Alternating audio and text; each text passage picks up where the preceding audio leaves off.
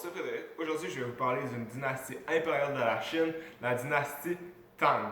Alors, celle-ci est datée de 618 en 907, mais ne trouve pas ses sources durant cette époque, mais principalement dans les époques d'après, notamment la dynastie des Jin postérieure avec l'ancien livre de Tang et la dynastie des Song avec le nouveau livre de Tang.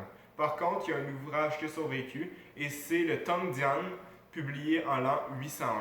Le commencement de la dynastie des Tang est avec Gaozu, le chef de la garnison de l'actuel Shaanxi, qui se révolta avec les lettres contre les échecs militaires de l'empereur.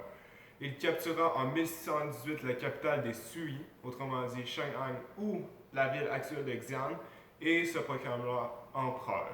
Son fils Taizong continua ses réformes politiques, administratives, sociales et économiques, telles que le code Tang, qui correspond un peu au code criminel au Canada. Les prochaines dynasties vont l'adopter et a été la base de plusieurs autres codes dans d'autres pays, tels que le Vietnam, la Corée et le Japon. Son fils, Gaozong, réussit à amener la cour à la capitale orientale Luoyang, mais l'histoire se rappellera surtout de sa concubine Wu Zetian, qui, en 690, renversa son fils Zongzong du pouvoir et se proclama impératrice. Vu qu'il s'agit de la seule impératrice de Chine, elle est souvent associée à une image sombre, c'est-à-dire l'assassinat de son fils et la pratique de la nécromancie. Elle fut renversée en 705 par son fils Zong, puis en 712 embarque son neveu Xuanzong. Si au début de son règne c'était considéré comme l'apogée du règne Tang, la deuxième partie signe le début de la fin. C'est pourquoi nous allons le représenter avec des marionnettes. La seconde partie se traduisit par la direction de l'Empire par Li Linfu, ce qui l'amena à faire une purge dans la cour, tuant plusieurs ministres et les remplaçant par des étrangers tels que Han Lushan. L'empereur tomba en amour avec la concubine Yang Guifei, ce qui augmenta son rôle dans la cour, ainsi que son frère Yang Guozong. Quand Li Linfu mourut en 752, il tenta de prendre sa place. Il voulut écarter Han Lushan, mais celui-ci fut épargné car il avait l'appui de Xuanzong et de Yang Guifei, qui en avaient fait son fils adoptif. Han Lushan en profita pour s'enfuir de la capitale et préparer sa révolte.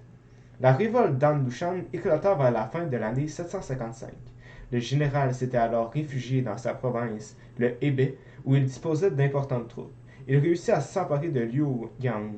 Puis, il conduisit une attaque en direction de Shanghai, qui fut stoppée par les troupes impériales.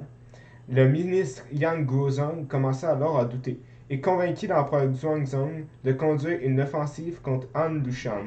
Celle-ci fut catastrophique pour les Tang, et cela incita Yang Guozong à organiser la fuite de l'empereur dans le Sichuan.